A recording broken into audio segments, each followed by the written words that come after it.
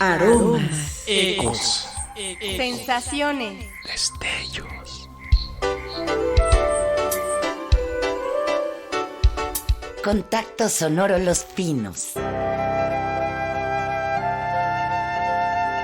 Cultura y más. Hola, hola, ¿qué tal? ¿Cómo están? Nosotros, como podrán ver, entretenidísimos, contentos de iniciar una emisión más, Gaby. Iniciamos la última de este año, el año en que estrenamos Contacto Sonoro Los Pinos. Exactamente, ya nos despedimos y despedimos a este 2021. Despedimos el año, pero saludamos a nuestras señales hermanas. Primero, vaya nuestro saludo hasta el 104.3 FM de Señal Cultura Sonora. Señal Cuculcán en el 107.9 de FM. También en FM, aquí en la Ciudad de México, en el 96.5. Y la frecuencia que todos ustedes conocen, el 1060 en amplitud modulada aquí en la Ciudad de México.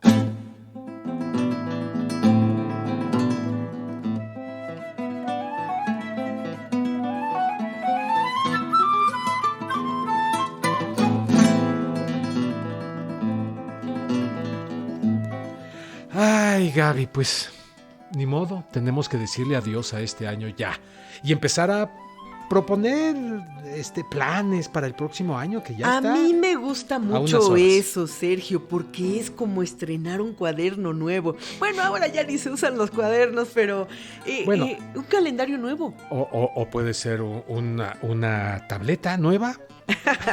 Para quienes pueden, porque yo no. Bueno, ya, se la pide a los Reyes Magos, que hazle su cartita. En esta cuenta regresiva, mi querido amigo Sergio, el año está por terminar y sí, efectivamente, hacemos reflexiones, análisis. ¿Cómo vamos a empezar este nuevo año? Pero, ¿cómo lo vamos a estrenar? No sé, vamos a despedir primero ¿no? Ya huele a ponche, sí, a romeritos, a camarón, todo. A pavo, a frijolito. Ay. Un cafecito de olla con piloncillo. O un ponche, ¿no? Bueno, ya decía yo ponche al principio. Bueno, puede ser, me Sergio. imagino que así ya empezaron a oler muchas cocinas, muchos hogares de nuestros amigos allá del otro lado de la radio. El calor de hogar. Sí. Pero bueno, como sea que celebremos o finalicemos este año y que estén disponiendo para su cena, su casa, segura estoy de que será con mucho cariño, porque convivir con los seres queridos siempre es muy especial. Y tiene que ser así, con mucho cariño. Yo creo que todo el año debemos hacerlo de esa manera. No hay que bajar la guardia, por otro lado, Hay que cuidar nuestra salud, hay que seguir usando el cubrebocas, el gel, el alcoholito, la sana distancia, en fin, hay que cuidarnos.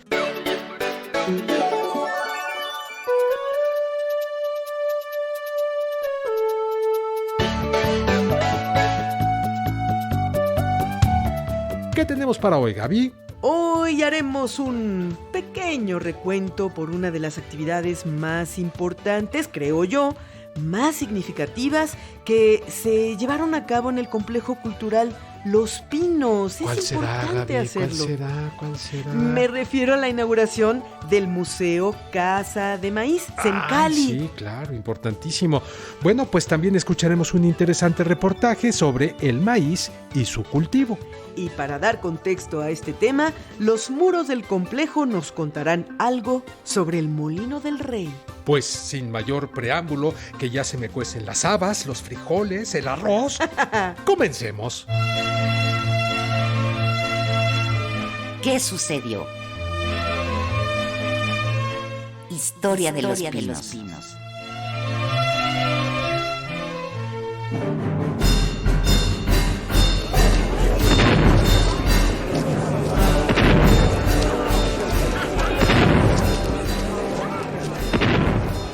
En septiembre de 1847, en la zona conocida como Molinos del Rey, se llevó a cabo la batalla de Chapultepec. Acontecimiento en el que el ejército mexicano combatió a las fuerzas invasoras de los Estados Unidos. El motivo de esta batalla, al igual que otras que se efectuaron en esa época, fue detener al ejército invasor de los Estados Unidos que deseaban apoderarse del territorio mexicano allá al norte del río Bravo.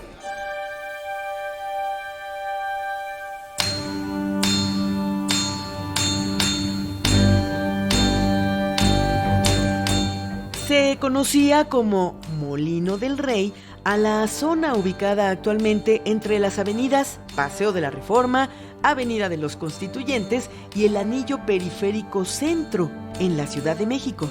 Ya que ahí se encontraban diversos molinos que permanecieron intactos hasta ese septiembre de 1847, cuando la mayoría de los edificios fueron destruidos durante los bombardeos previos a la batalla.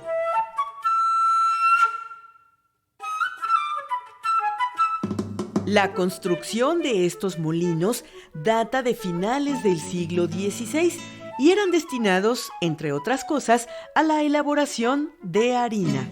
Y el apelativo de rey se le dio debido a que el área donde se construyeron fue un sitio dedicado al emperador Carlos I, rey de España.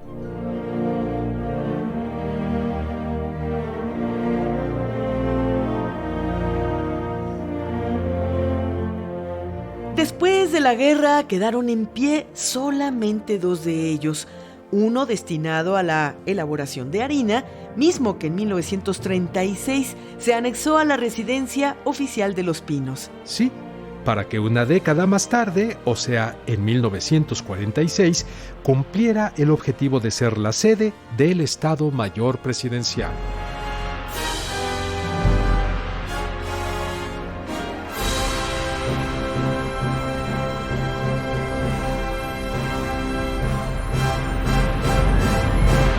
¿Te gustaría saber qué función tiene ahora uno de ellos como parte del complejo cultural Los Pinos?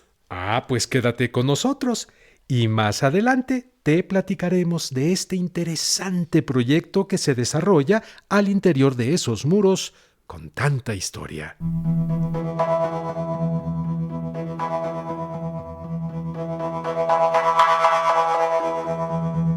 Y antes de dar paso a nuestra siguiente sección, quisiéramos invitarte a que nos escribas y estés en contacto con nosotros a través de nuestras redes sociales. Cuéntanos si ya visitaste el Complejo Cultural Los Pinos, qué te ha parecido, cuál ha sido tu experiencia. Comunícate con nosotros.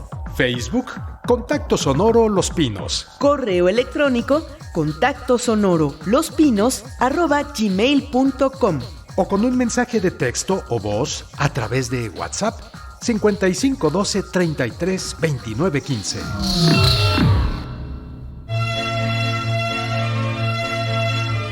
¿Qué sucedió? Historia de los Pinos.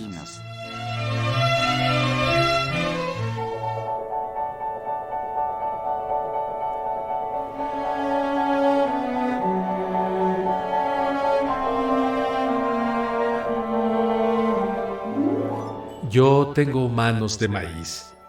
En ellas reside un hálito terrestre y palpitan misterios arcillosos con humedad de vegetales peces.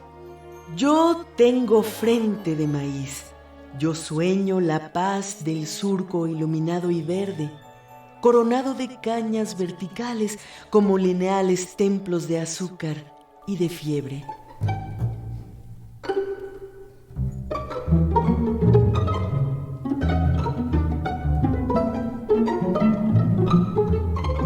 Yo tengo frente de maíz.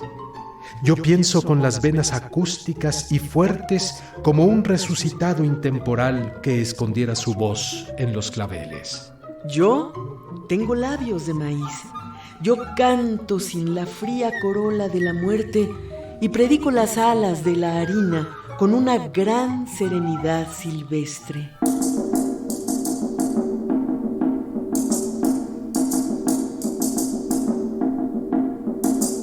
Yo tengo sueños de maíz.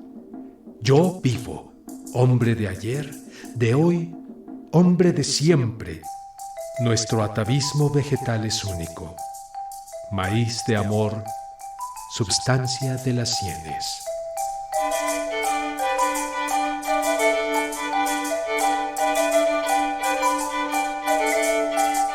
Padre Nuestro Maíz, de Werner Ovalle López.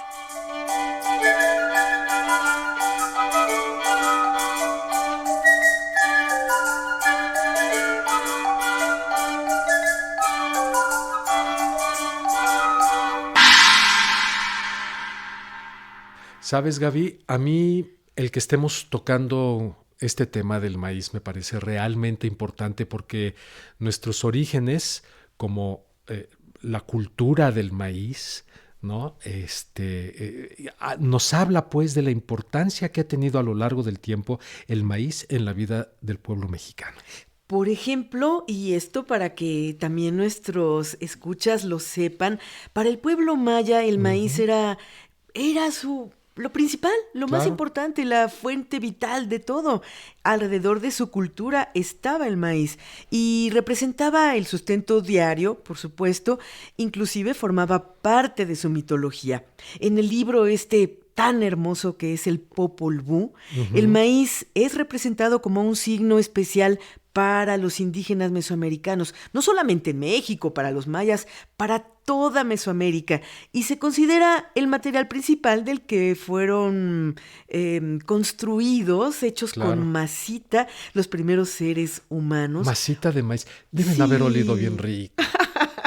Como a tortilla recién hecha. Sí, las deidades con sus manos construyeron así a los primeros humanos según los antiguos mexicanos. Claro. Qué bonita historia, ¿verdad? Es divina. Y qué bueno, insisto, que lo comentemos y que lo participemos a quienes nos acompañan allá del otro lado de la radio, porque actualmente el maíz no es sembrado nada más aquí en Mesoamérica, sino en todo el continente de América. Y en muchos otros países del mundo también. Claro, y va de la mano la siembra del maíz con la del frijol, de la calabaza, del chile y bueno, de otros tantos sembradíos y que conforman un alimento que es hoy por hoy fundamental en toda América y yo diría en gran parte del mundo, no nada más en América. Los mexicanos somos de maíz, lo disfrutamos en 1000 maneras diferentes. Ay, una tortillita con sal, nada más. Un sopecito.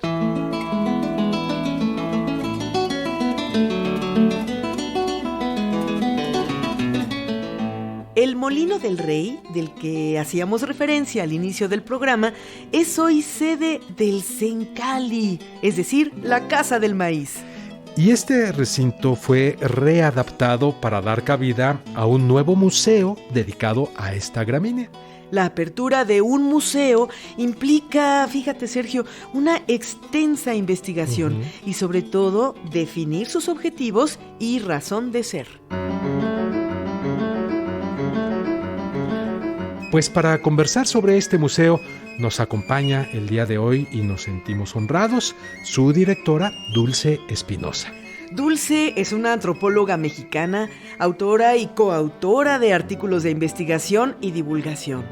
De su vasta carrera como colaboradora en algunos medios de comunicación impresos e internet y coordinadora de diversos proyectos, cabe destacar la coordinación que realizó para el Conavio en el proyecto Acciones complementarias al programa de conservación de maíz criollo. Así que hoy nos acompaña Dulce Espinosa en los estudios de Radio Educación para esta conversación para Contacto Sonoro.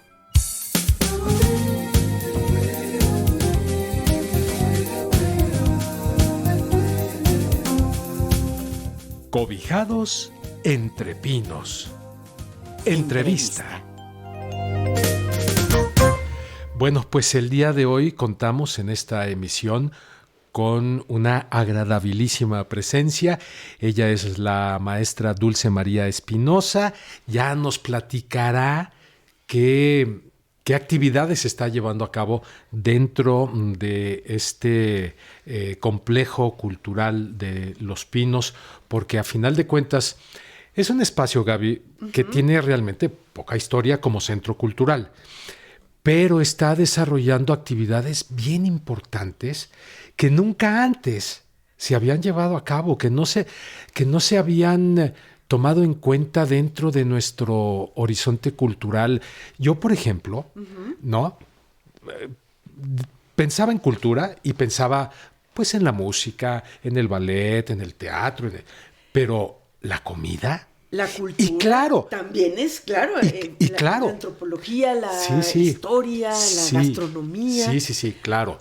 tienes que ver entonces el panorama completo, amplio de lo que es la cultura y de cómo, por ejemplo, en este caso, la comida es importantísima porque ha sido momentos íntimos, familiares, pero se ha utilizado en eventos sociales, pero ha sido parte también de ritos. En fin, es hoy por hoy una parte muy importante de nuestra cultura y de lo que hoy somos como pueblo. Los mexicanos tenemos una profunda composición de maíz, para decirlo en pocas palabras, y en este sentido es un gusto poder platicar con Dulce María Espinosa porque ella conoce bien toda esta historia, todas estas orígenes de los que tú estás hablando, Sergio. Ella es antropóloga, estudió en la Escuela Nacional de Antropología e Historia y cuenta con estudios de maestría en antropología en el Instituto de Investigaciones Antropológicas de la UNAM. Ha realizado investigaciones independientes, diversas instituciones gubernamentales y también no gubernamentales, y autora y coautora de artículos de investigación y divulgación. Tiene un currículum muy interesante, muy rico. Además, hemos encontrado por ahí puntos en común. Dulce María Espinosa, bienvenida, ¿cómo estás? Muchas gracias a ambos por interesarse por este tema, por ver en la alimentación un halo de cultura, ¿no? Que nunca ha tenido realmente en este país. ¿Verdad? Y creo que es el tema, ¿no? Sobre todo nos llama mucho la atención el que estés hoy aquí en el sentido de las investigaciones que tú has hecho, ¿cuál ha sido el desarrollo? ¿Cuáles han sido los elementos? ¿En qué momentos de nuestra historia la alimentación ha estado presente y ha sido un factor importante para que como pueblo sigamos creciendo y nos hemos ido desarrollando? En fin, los conflictos, por ejemplo, agrarios, todo lo que tiene que ver alrededor de la comida, desde sus inicios, desde que es un granito, uh-huh, que se siembra en la tierra, en nuestra madre tierra, y de ahí se desarrolla y forma parte paralela de nosotros como seres humanos y como sociedad. Así que es importantísima e interesantísima la charla que hoy les estamos invitando a seguir a todos ustedes que están allá del otro lado de la radio.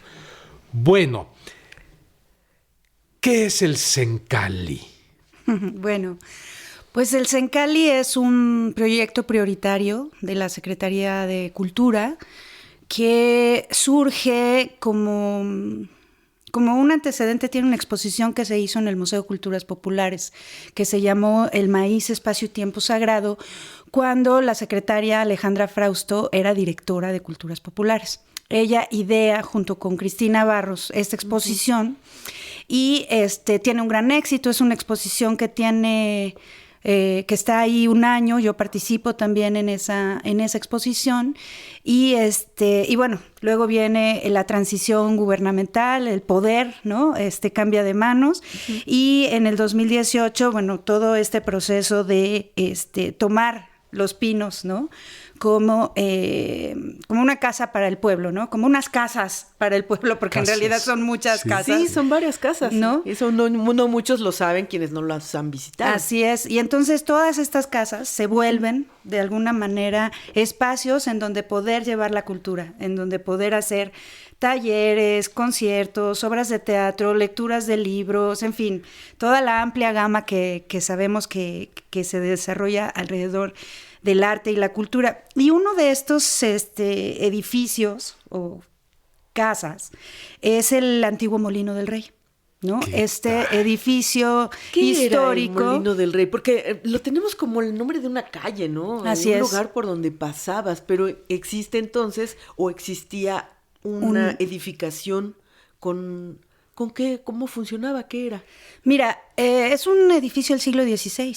Ajá. Es el único edificio histórico que hay en Los Pinos. Eso es un dato interesante.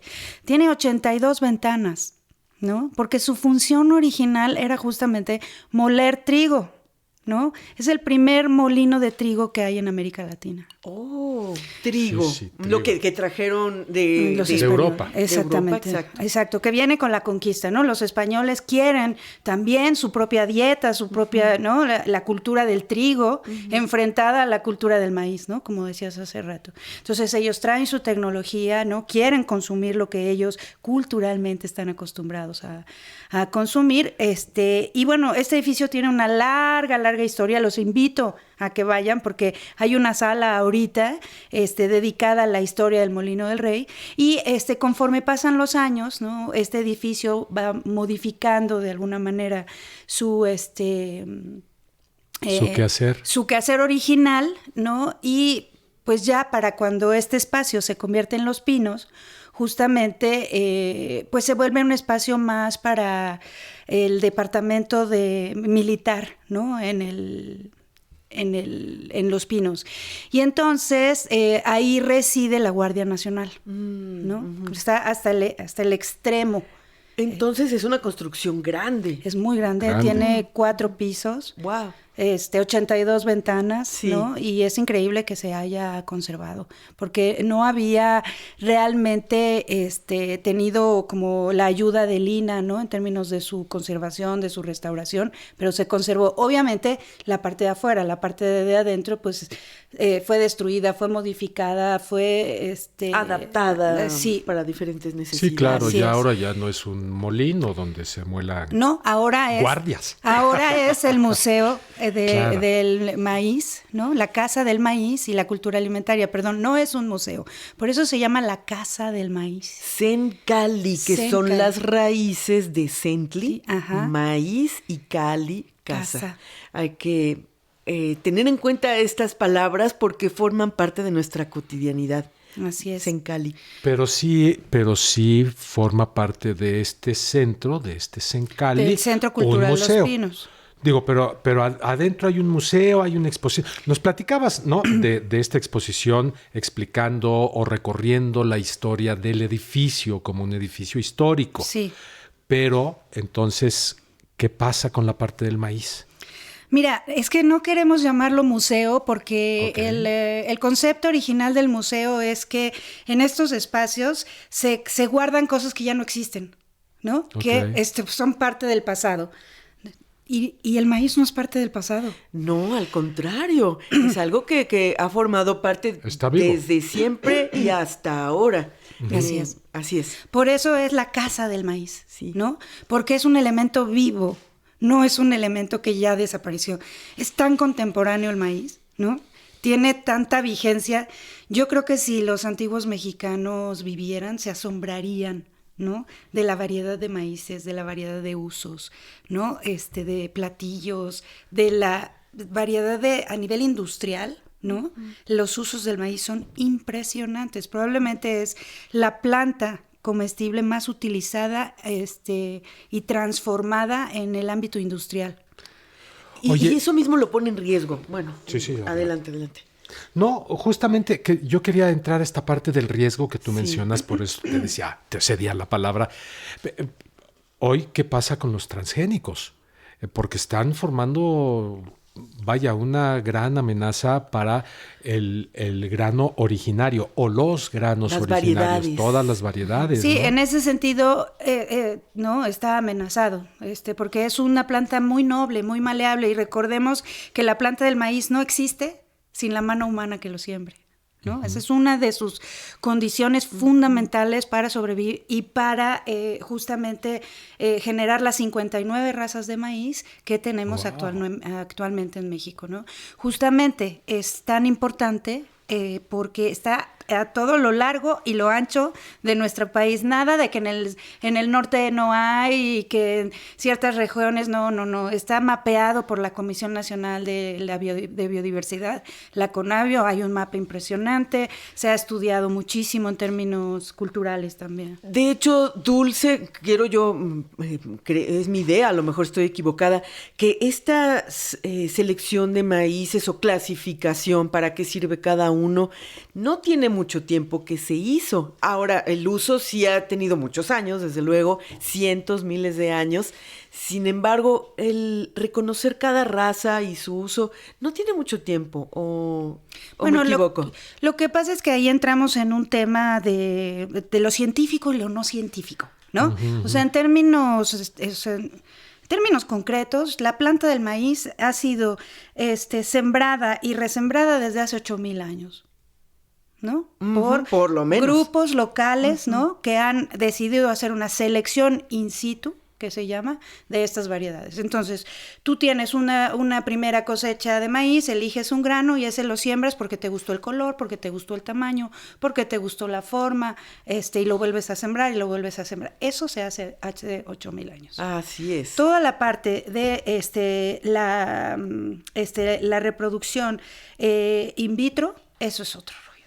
Claro. ¿No? Pero hay manipulación genética por los primeros pobladores de estas tierras, ¿no? Se ubica su origen en Mesoamérica.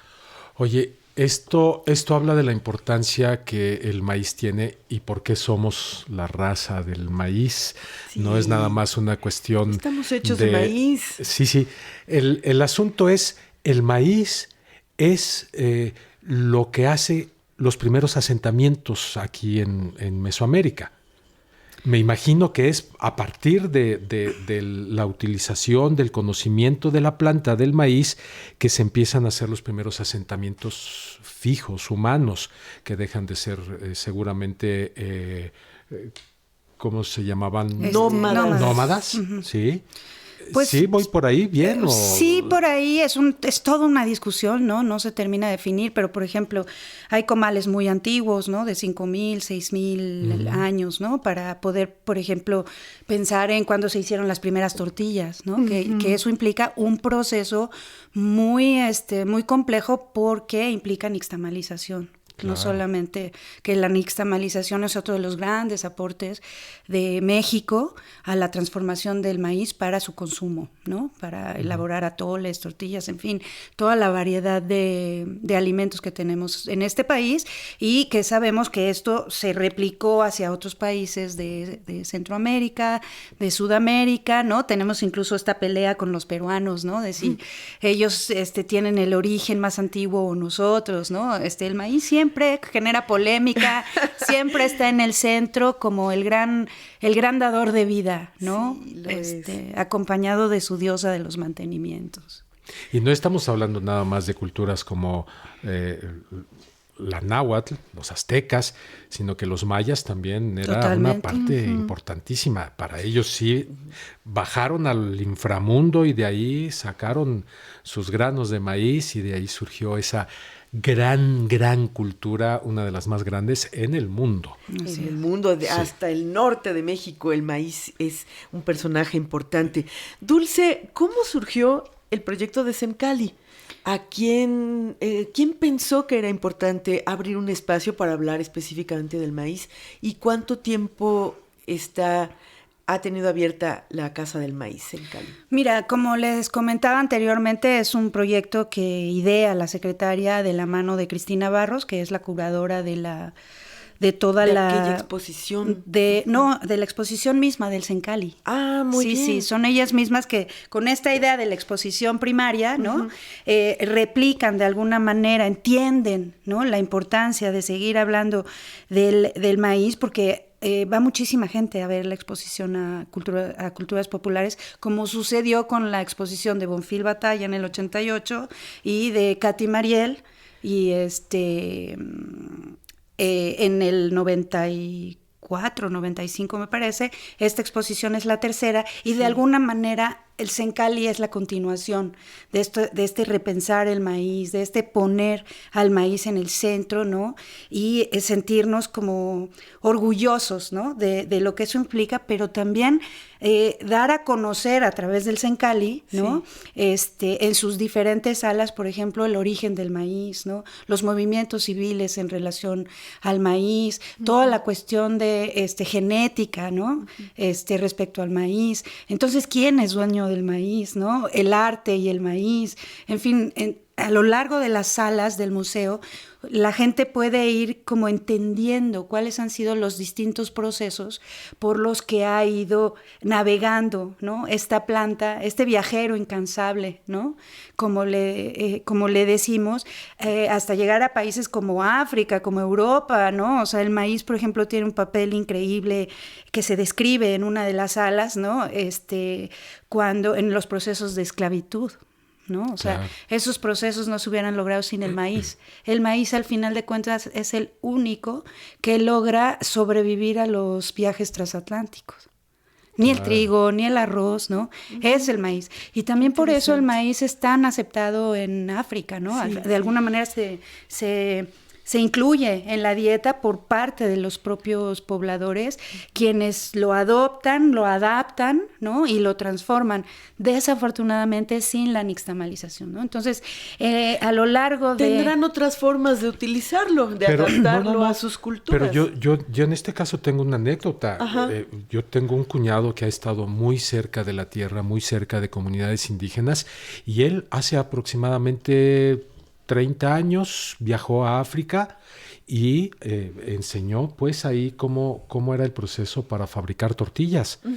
Yo no sé qué tanto se haya extendido ya en África esto, pero él fue allá a enseñarle a una comunidad, no específicamente a eso, pero le enseñó a una comunidad cómo hacer tortilla, cómo se hacía en México. Lo importante de la nixtamalización es que cuando tú sometes el maíz a agua caliente y a cal, lo que haces es hacer que las niacinas, por ejemplo, ciertas vitaminas, se exploten. Claro.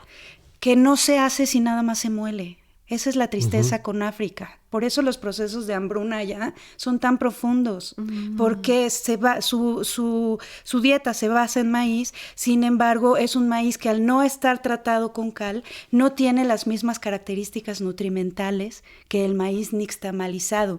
Este tipo de cosas son las que reflexionamos en la Casa del Maíz, ¿no? Entonces la gente va a poder darle la importancia que merece a ello, pero también al maíz vinculado a las distintas culturas, ¿no?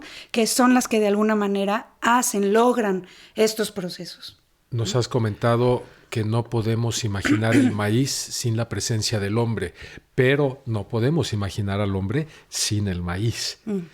¿De qué manera está vinculado este esfuerzo que están haciendo ustedes con las comunidades, con los productores hoy de maíz? Pues totalmente vinculado, porque tenemos un tianguis que acompaña a la Casa del Maíz todos los sábados y los domingos, ¿no? En donde están representadas comunidades indígenas, pequeños productores, medianos productores que venden ahí productos derivados de la milpa, ¿no?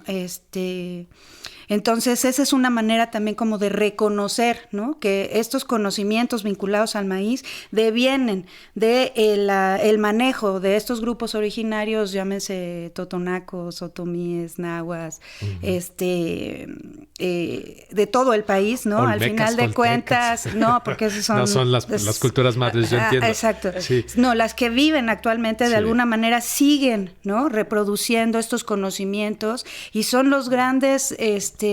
herederos, ¿no? Y los cuidadores, preservadores, ¿no? exacto. Son los reproductores de eso. Recuerden que si el maíz no se siembra, no crece, ¿no? Y todas estas 59 variedades de alguna manera han llegado a nuestros días gracias a estas personas, las más pobres, las más humildes de todas, pero campesinas y campesinos detentan de todo México. Enorme conocimiento y bagaje, ¿no? Del que nos sentimos tan orgullosos en términos muy abstractos, porque cuando se trata de hablar de esas personas de carne y hueso que hablan esas lenguas, no nos sentimos tan orgullosos, ¿no? Hay procesos de clasismo, de racismo en relación a estas poblaciones, que también es una de las cosas que queremos que se reflexione en la Casa del Maíz, ¿no? Cómo hay esta relación necesaria.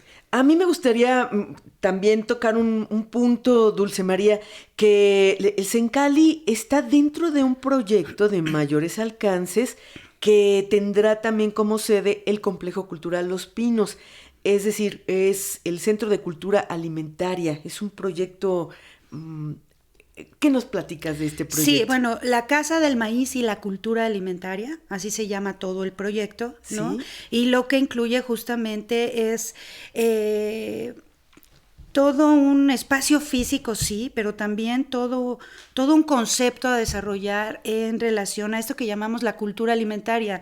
Venimos de una política pública en donde la patrimonialización se volvió el eje de la discusión, ¿no? Sí. Que si la cocina era patrimonio, que si los platillos, se hablaba demasiado de gastronomía y se hablaba muy poco de las personas, ¿no? Involucradas en estos procesos de cultura. Como que se daba culturales. como por por hecho. hecho. por hecho. Y la verdad es que este vínculo de cultura alimentaria lo tenemos en general muy poco conocido, ¿no? Cuando hablamos de cultura alimentaria, ¿de qué hablamos exactamente? ¿No? Claro. Porque hemos entendido la alimentación como un proceso biológico, ¿no? La alimentación, ¿qué hace? Pues nos mantiene vivos, eres lo que comes, ¿no? Sin embargo, ¿no? La cultura alimentaria tiene que ver con todo el sistema alimentario, desde la semilla, por eso hablamos tanto del maíz y su antigüedad y la importancia del manejo, ¿no? Pero cuando hablamos de cultura alimentaria hablamos de todo, la lengua que define cómo se va a llamar un platillo o no se va a llamar. La cultura, las personas, ¿no? La cultura al final del día es toda esta carga simbólica, esta traducción que hacemos de la vida, ¿no?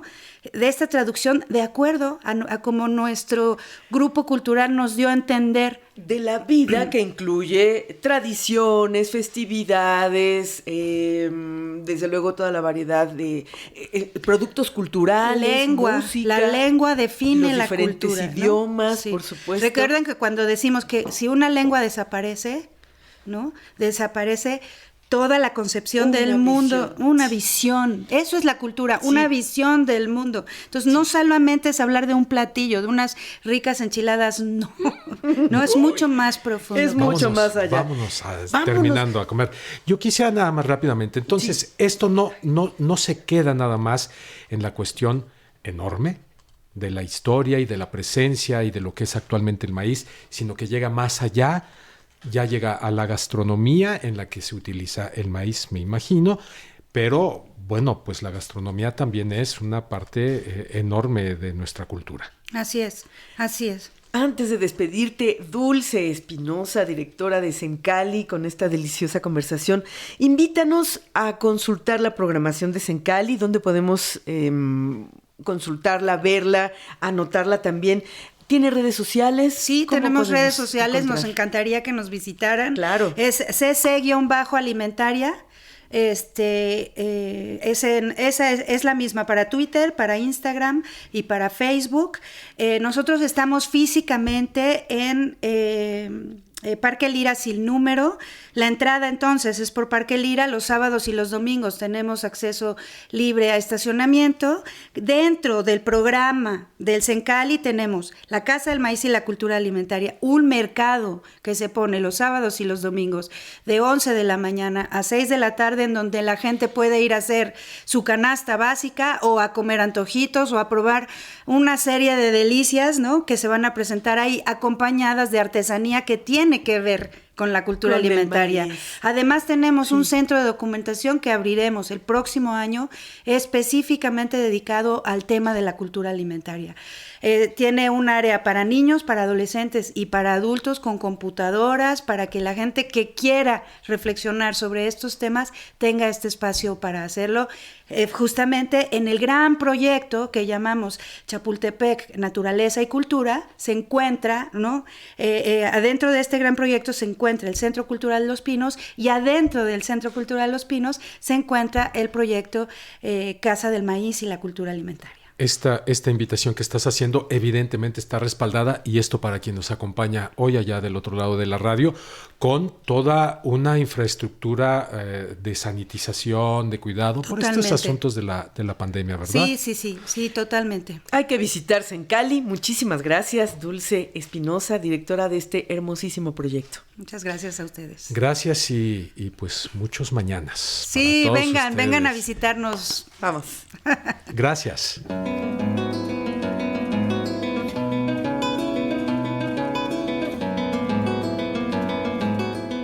interesante charla, ¿no? Que todo lo que están haciendo ahí en el Sencali, Gaby. Sí, seguro. Nos sentimos muy identificados con este nuevo espacio. Es de todos los mexicanos. Claro. Bueno, pues en el marco de la inauguración del museo se llevaron a cabo una serie de conferencias en las que los productores de maíz tuvieron la palabra. Y en ellas se trataron temas por demás interesantes sobre los bancos de semillas, el cultivo de la milpa y muchos otros. Y Sayuri, nuestra querida compañera entusiasmada por lo que escuchó sobre la siembra de la milpa, nos preparó un reportaje. La voz que escucharán es la de Erwin Godoy, quien participó en una de estas mesas. ¿Y usted qué tanto conoce sobre lo que se siembra y se cosecha en la milpa? Escuche. De tanto diente se abrió la tierra, de tanto llanto germinó el oro. Así nos remite al proceso del cultivo del maíz el compositor Mardonio Carballo, en su canción Tlajpiajquetl. Sihuapilcintli, cintli mesli, oquichpilcintli, cintli tonal, tlaxcalchipahuac, pampiltliltzin, mosentilianguan tlatotona. Sihuapilcintli, quinequiquipias, secostitlancoch.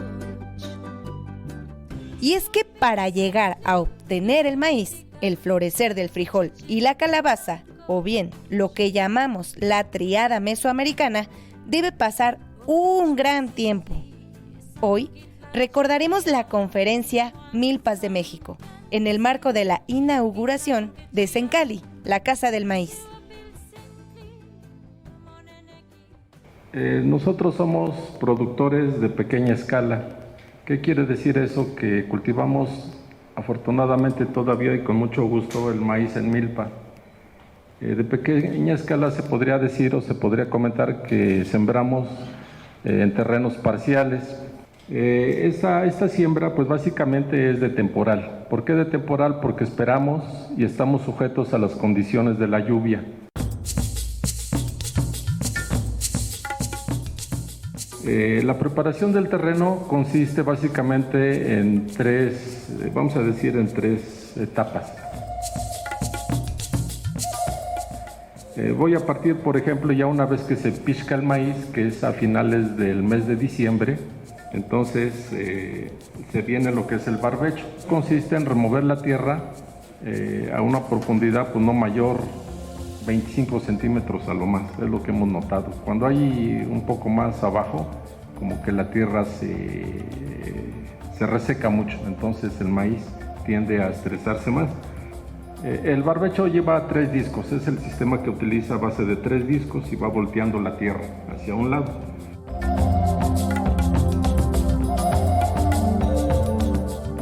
Después del barbecho entonces continuamos con la rastra. El rastreo pues son 2 hileras de discos, más o menos como de 16 discos más pequeños, que nos sirve entonces para poder desbaratar las lonjas de tierra cuando un terreno tiene pasto o hierba. Las desbarata y a la vez queda uniforme la tierra para que entonces quede planito.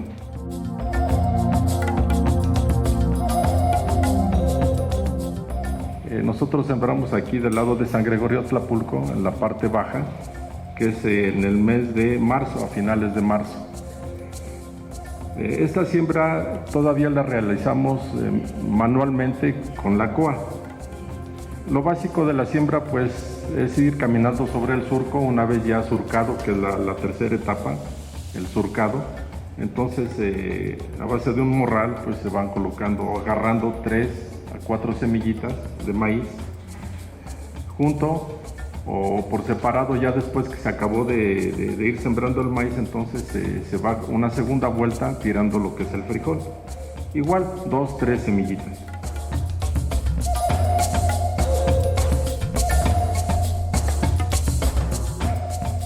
Una vez ya sembrado el maíz, el frijol, faltaría entonces la calabaza para que sea la milpa, ¿no? de tres productos. La calabaza agarramos no todos los surcos, dejamos porque entonces la guía de la calabaza tiene a prolongarse. e invadir y tapar el acceso a la vez. Entonces más o menos dejamos unos 6, 7 surcos. Entre surco y surco más o menos son de 85 centímetros aproximadamente, entre un surco y otro.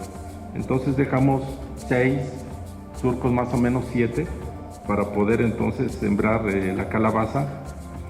Y entre una mata y otra, sobre el mismo surco, pues quizá unos 5 o 6 metros, ¿no? Para darle su espacio a que se desarrolle de una manera adecuada. Y ya después viene lo que es la resiembra. Es decir, vamos observando donde no hay maíz, ya sea frijol o calabaza, volvemos a sembrar nuevamente estos productos.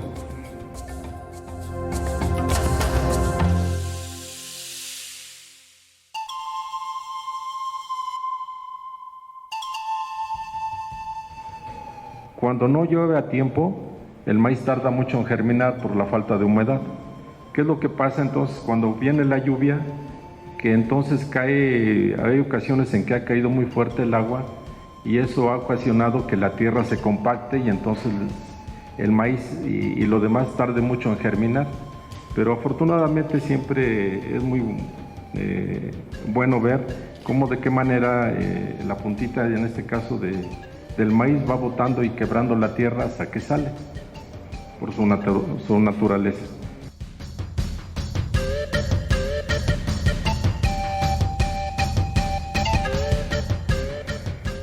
Otra etapa que viene después pues ya es la escarda. ¿Qué es la escarda? Es ir matando la hierba o quitándola para que no se interponga con el maíz y le gane nutrientes, entonces su desarrollo pueda ser mejor. Esta escarda la hacemos manualmente pues con el azadón. Otra etapa más adelante entonces ya es el montón. ¿Qué es el montón? Es echarle tierra a la parte de la cañuela, la parte baja. Esto permite a que el maíz entonces tenga más soporte y no lo tire el aire, porque entonces el peso del frijol, el aire y del elote que ya viene creciendo, eso ocasiona que tenga menos estabilidad y entonces esa tierra le va a servir de soporte para que no la tire. Y ya para finales del mes de diciembre entonces viene lo que es la pizca. Esta pizca pues igual se hace de una manera manual, hay que pues preparar los piscadores, así decían los abuelos. Entonces primero es el frijol, después el maíz y la calabaza, obviamente también por esas fechas, ¿no? Del mes de diciembre.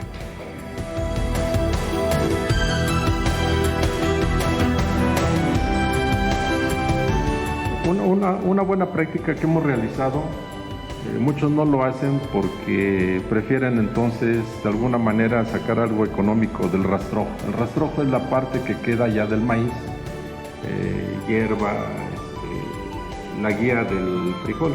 Nosotros metemos lo que es nuevamente, ya a principios del mes de enero, lo que es la rastra. ¿Qué va a hacer la rastra? Es que va a triturar todo el rastrojo que quedó ya seco.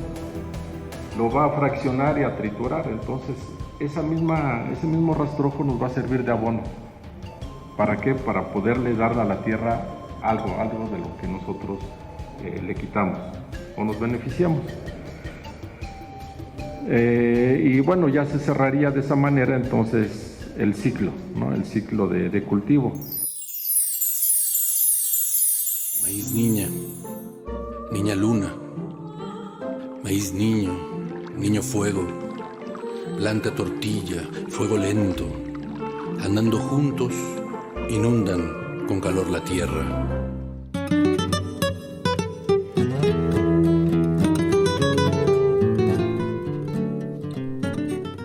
Y así como en la milpa, estamos a punto de comenzar nuestro sembradío 2022. Que la tradición, el trabajo, la salud y el orgullo nacional sigan germinando en cada uno de sus hogares. Para Contacto Sonoro Los Pinos, Sayuri Sánchez.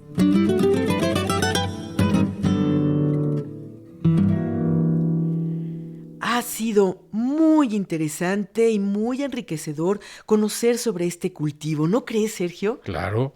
Además, pues hay que resaltar que uno de sus grandes beneficios es que es más provechosa que el monocultivo del maíz. ya que produce alimentos durante todo el año, a diferencia de los cultivos industrializados, que por lo general solo lo hacen una sola vez al año.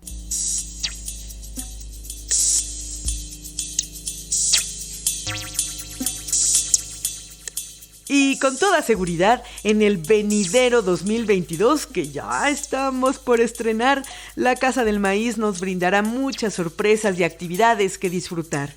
Oye, Gaby, y a propósito del venidero 2022, ¿qué tienes planeado hacer? Ya solo faltan, bueno, menos de 24 horas. Ya iba a decir como aquel personaje famoso de la historia de México. Ya faltan menos como 33 horas. No, menos de 24 horas para que termine el año. ¿Qué estás planeando?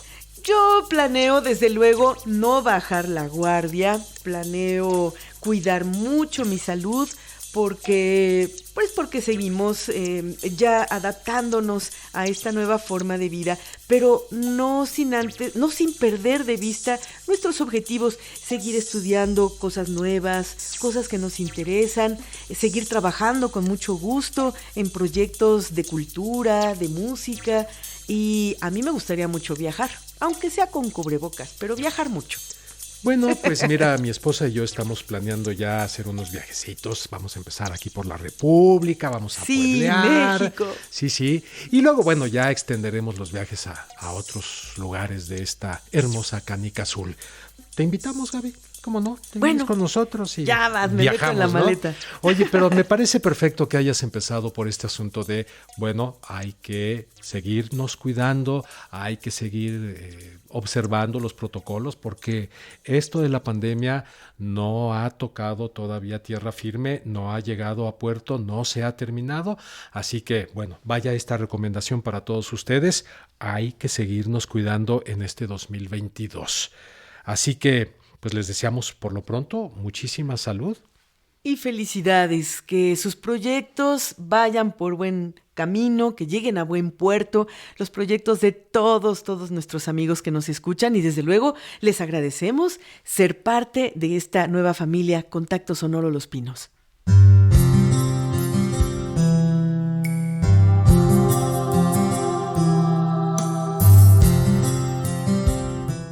Oye, ¿y conoces tradiciones de fin de año de otros países? Fíjate que yo conozco varias, Checo. Ay, a ver.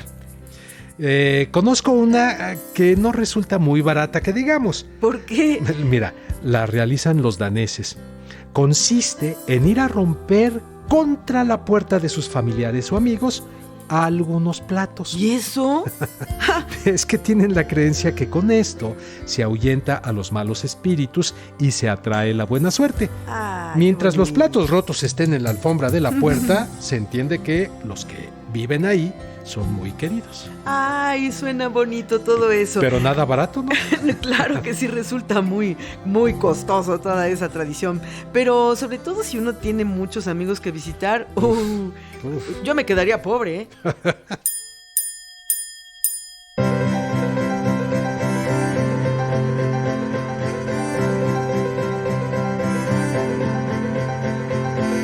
Otra que también conozco y que en muchos hogares de México se acostumbra es comer lentejas. Ah, Chihuahua. Lentejas. Esa no la conocía. Bueno, lo que seguramente no sabes es que esa tradición viene de Italia. Cuantas más lentejas, más riqueza, ¿lo sabías? ¡Davero! ¿Y sabías tú que la tradición de comer 12 uvas nos viene de España? ¿Sí? ¿De España? Sí. Uy, qué rico. Pues sí, bueno, algo me imaginaba yo, pero lo que no sé es el origen de comer 12 uvas. ¿Por qué? Es muy fácil. Mira, resulta que un año hubo un excedente en la cosecha de uvas y a los productores, mira, siempre pensando cómo llevar más dinero a sus bolsillos. El comercio. Sí, se les ocurrió la idea de las 12 uvas para vender más. Así, un truco, digamos, publicitario, comercial, se convirtió en una tradición. Ay, una tradición jugosa y dulce que nos hace tener ilusiones, ¿no? Jugosa por donde la veas. Porque pedimos deseos con cada uva. Vamos a ir escribiendo ya nuestros deseos, Sergio. Uy.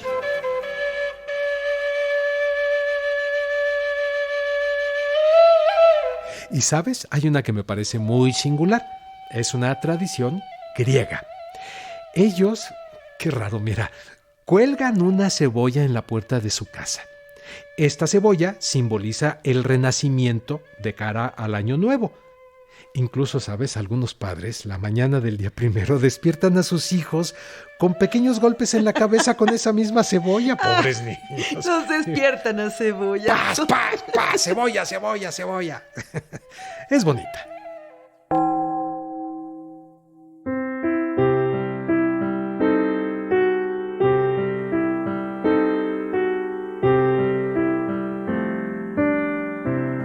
Qué bonitas son estas costumbres. Pero mira, ¿qué me dices de esta otra? En Filipinas... ¿Tan lejos? Sí, allá hay otras costumbres.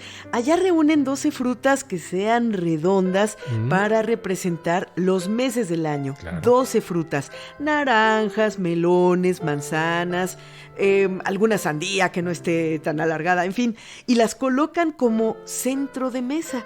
Okay. Y algunos de los invitados solo como ornamentación las ven, pero otros sí se las comen. Ah, golosos. Sí. Bueno, pues es que así hay que comerse la vida, mordidas, y que se te escurra el jugo así por la boca y que te ensucie la camisa, el suéter, todo. Bueno, ahora déjame regresar a Latinoamérica, a países como Colombia, Panamá, Argentina. En algunos de estos países se estila quemar muñecos hechos de papel, algo así como nuestras piñatas. Como la quema de los Judas en Semana Santa, qué curioso. Nada más que aquí representan personajes populares de esos países a los que se quiere satirizar. Hay que burlarse de ellos, dicen así. Muy bien, qué interesantes son todas estas tradiciones. ¿Por qué no invitamos a nuestros radioescuchas a que compartan en nuestras redes sociales cuál es su tradición preferida? Y a lo mejor conocen una que no mencionamos aquí, digo, porque debe de haber todavía muchas más que no sabemos. Y si gustan, como una aportación, alguna tradición que ya sientan que se está perdiendo. Nuestro país es enorme, así que hay tradiciones que efectivamente a lo mejor no conocemos o que se han ido borrando con el tiempo, Sergio. El tiempo. Gaby. ¿El tiempo? Sí, ya nos tenemos que despedir. Ay, ¿de veras? Sí. Se nos va el año, se nos va el programa. Ay. Se nos va la vida. No, qué bueno. Hay que ver lo vivido y no lo que nos falta, pues total. Vamos a tomar vuelo, empecemos el año con mucho ímpetu y con muchas ganas. Bueno, pues mañana, después de celebrar, queremos desearles que tengan un 1 de enero relajado y descansado. Y que esa forma relajada y descansada, ¿no? La contagien. Sin preocupaciones, se extienda a todo el año. Hasta el próximo año, un abrazo a todos y feliz 2022. Nuestros mejores deseos. Más allá de fronteras y tiempos. Más allá de fronteras y tiempos. Cita con el arte.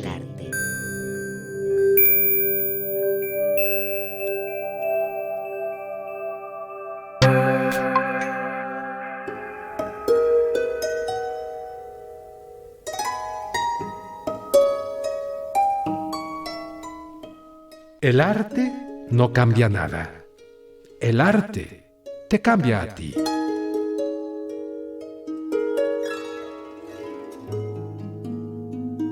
David Lynch, cineasta. Aromas. Ecos. Sensaciones. Destellos. Contacto sonoro Los Pinos. Cultura y más. Con tu compañía hicimos un recorrido por Los Pinos. Sergio Bustos, Gabriela Sosa, Pilar Muñoz, Sayuri Sánchez, Antonio Fernández, Magla Valle y Lourdes Mugenburg. Esta es una coproducción del Complejo Cultural Los Pinos y Radio Educación.